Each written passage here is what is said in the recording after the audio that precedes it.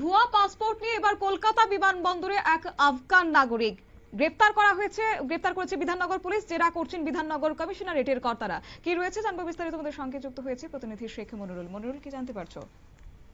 দেখো, কলকাতা বিমানবন্দরে fake passport নিয়ে ভারতে প্রবেশ করার সময় ধরা পড়লো এক আফগান ব্যক্তি। যেটা পুলিশ সূত্রের খবর, সোমবার রাতে সোমবারের আগেই তিনি কলকাতা চলে এসেছিলেন, কিন্তু সোমবার রাতে কলকাতা থেকে কুয়ালালামপুর যাচ্ছিলেন এই আফগান নাগরিক, এবং তার কাছে দুটি পাসপোর্ট ছিল বলে এখনো পর্যন্ত জানা যাচ্ছে।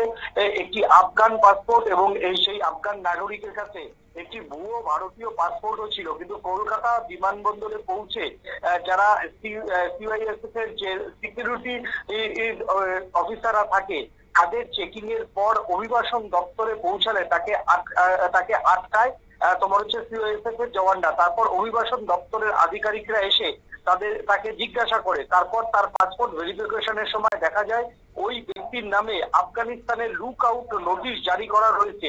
এই ব্যক্তি কলকাতার ভুয়ো নথি নিয়ে নাসির খান নামে একটি পাসপোর্ট তৈরি করেন। সে কলকাতার বউবাজার চত্বরে থাকতেন।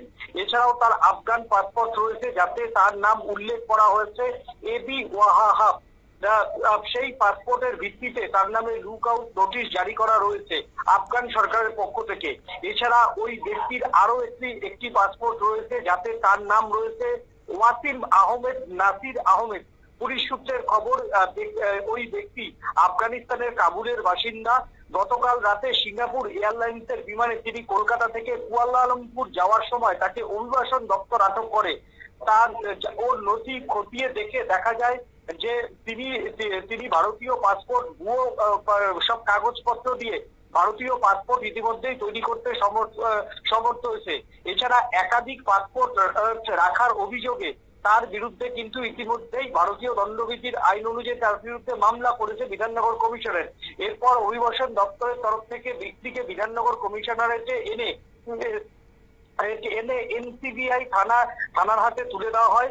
পুলিশের হাতে তুলে দেওয়ার পর তাকে জেরা করা হয়েছে এবং ধৃত ব্যক্তিকে ব্যারাকপুর আদালতে তুলে পুলিশ নিজেদের হেফাজতে নেওয়ার আবেদন জানিয়েছে।